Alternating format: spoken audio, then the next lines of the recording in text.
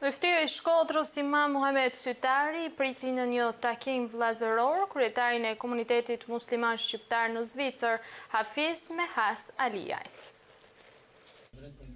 Myftiri i Shkodrës Imam Muhamet Sytari priti në një takim të përzemur dhe vllazëror kryetarin e komunitetit musliman shqiptar në Zvicër, Hafiz Mehas Aliaj, që shoqërohej në këtë vizitë nga nënkryetari i parë i komunitetit musliman shqiptar në Zvicër, Fehim Abazi, edhe nënkryetari i dytë i komunitetit musliman shqiptar në Zvicër, Doktor Besim Nuzi. Gjatë takimit të përzemërt, myftiri i Shkodrës shprehu kënaqësinë e tij për vizitën e shumëpritur të vëllezërve të tij të dashur, që mbledh në nëmbredhën e tij mbi 80 qendra islame shqiptare në Zvicër. Gjatë bashkëbisedimit vllazëror u diskutua rreth angazhimeve dhe shërbimeve me dobi që hoxhallarët e nderuar shqiptar kryejnë sot në shtetin helvet, duke u bërë ambasadorët më të mirë të islamit dhe të trashëgimisë së pasur kombëtare. Kam kënaqësinë me mirëprit sot në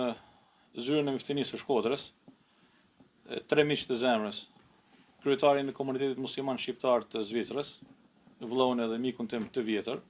Mehas Efendi Alia,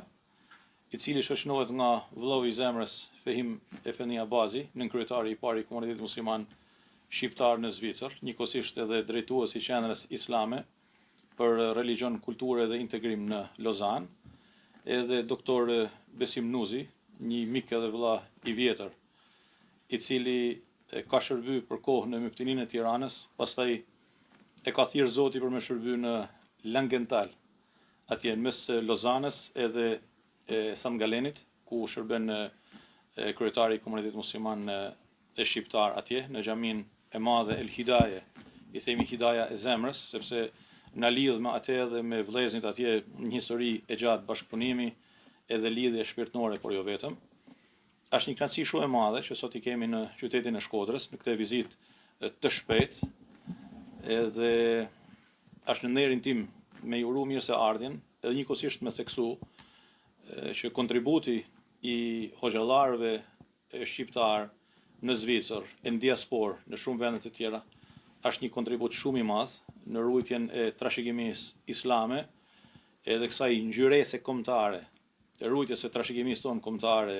rujtjes së gjuhës shqipe dhe traditave tona më të mira. Edhe për mua një kënaqësi e veçantë të jem në zyrë të myftiut të nderuar Muhamet Efendi Sytari në Myftininë e Shkodrës, në këtë qytet me qytetërim, me zhvillim, me kulturë. Ishim këtu për të shpreh falënderim për gjithë bashkëpunimin